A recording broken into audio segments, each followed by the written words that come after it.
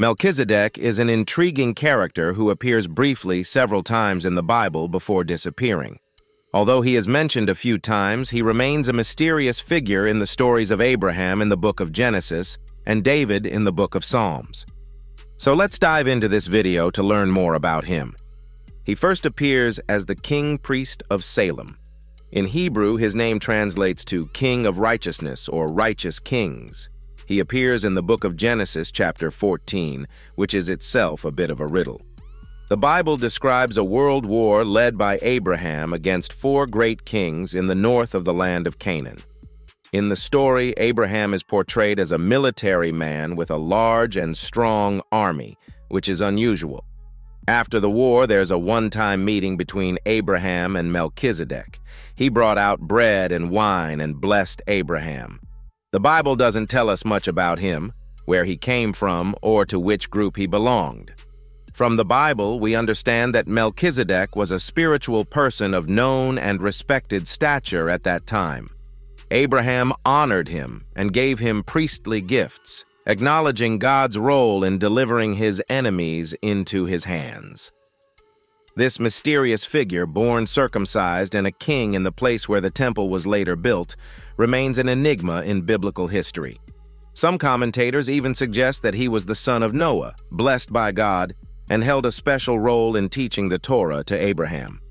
According to this interpretation, Abraham is considered the father of the nation, enduring trials and receiving promises for seed and land. However, Melchizedek held the scepter of priesthood during that time. When Rebekah sought an explanation for the jostling in her womb, she approached Melchizedek, the priest, indicating his spiritual importance. In Genesis 25:22, when Rebekah inquired about the tumult in her womb, she went to Melchizedek, the priest, seeking answers from the Lord. Commentators argue that she received the answer from Shem, a variant of Shem, rather than prophesying it herself. This implies divine guidance from someone else. Noah's blessings and Shem's holy place. After the episode with Noah's nakedness, Shem receives a unique blessing. Noah praises the Lord, acknowledging Shem as the one where the divine spirit dwells. The difference in blessings between Shem and Japheth is noteworthy, with Shem receiving a holy place for God to dwell among his people. Although Ham, Japheth, and Shem were chosen as flood survivors, the divine promise of establishing a covenant is specifically mentioned with Shem. In Genesis 6:18, God intends to establish the covenant with Shem, indicating a special connection.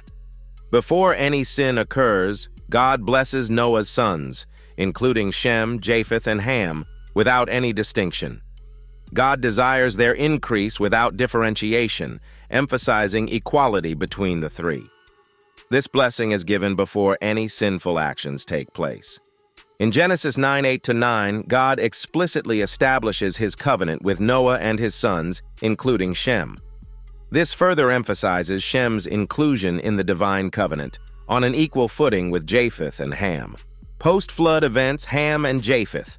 After the flood, Ham returns to the sins of the pre-flood generation, involving disrespectful behavior and fornication. Japheth, on the other hand, displays modesty by covering his father, Noah, when he is naked. In contrast, Ham reveals his father's state, leading to his subsequent curse and humiliation for all generations.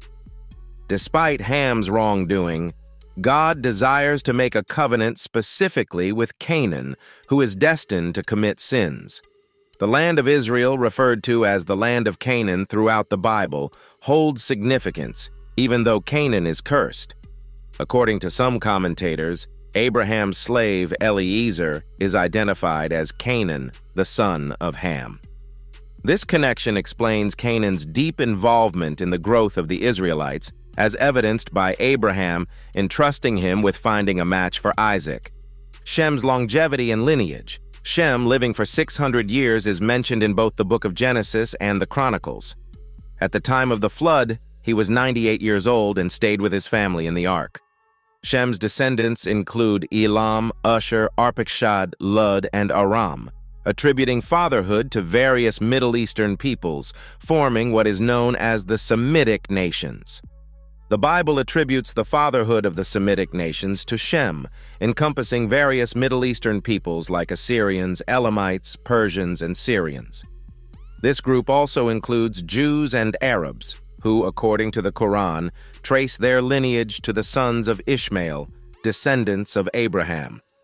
The book of Genesis initially describes the land being given to Canaan, the son of Ham.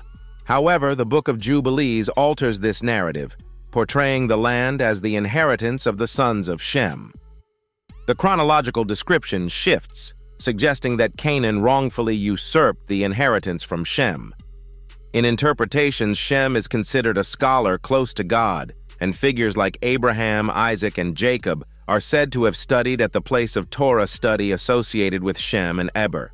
Some interpretations even identify Shem as the enigmatic Melchizedek, the king of Salem, who brought out bread and wine and was described as a priest of God Most High in Genesis 14:18. Shem carries the divine spirit, passing the torch to his ancestors. Understanding Melchizedek as Shem, Noah's son, is plausible. Melchizedek's priestly role aligns with Shem's spiritual connection. Melchizedek precedes Abraham's blessing, receiving a tenth of everything. Initially, the priesthood was meant for Shem, but it shifted to Abraham's descendants after Melchizedek blessed Abraham. The Bible indicates the priesthood with Melchizedek and the tent of the divine spirit in Shem, Noah's son. Despite Melchizedek's fascinating role, his precise identity remains elusive. So what do you think of Melchizedek's importance? Comment below and subscribe for more.